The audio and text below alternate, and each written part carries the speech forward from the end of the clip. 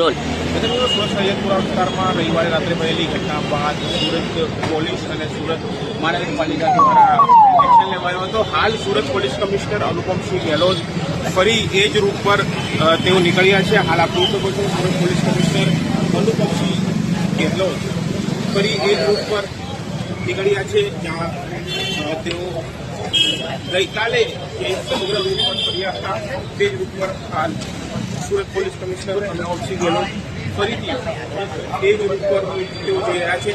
જે રૂટ પરથી પોલીસ નીકળી રહ્યા જોઈ શકો છો. જે રૂટ પર ગઈકાલે સૈયદપુરા વિસ્તારમાં જે ઘટના ઘટી હતી, સુરત પોલીસે સતત બોમ્બિંગ અને માર્ચ કર્યું હતું, તે જ ફરીથી એ જ રૂટ પર સુરત પોલીસ જોઈ શકાય છે કે એ રૂટે તેઓ ફરીથી નીકળ્યા છે. અને સતત જે છે સુરત પોલીસનું જે છે પેટ્રોલિંગ યથાવત છે અને સુરત શહેરમાં કાયદો અને વ્યવસ્થા જળવાઈ રહે તે માટે સુરત પોલીસ સતત જે છે આરોપીઓને પણ ડિટેન કર્યા છે.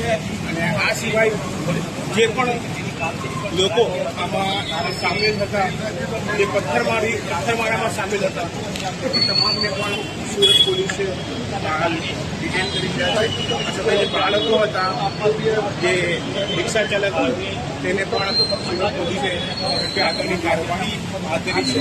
હાલ ફરીથી એ જ ઉપર કાયદો અને વ્યવસ્થા આપી રાબેતા મુજબ ચાલી રહ્યો છે. આ સુરત શહેરમાં કરવામાં આવી સુરત પોલીસે શાંતિ સ્થાપી છે તેનું ઉદાહરણ છે.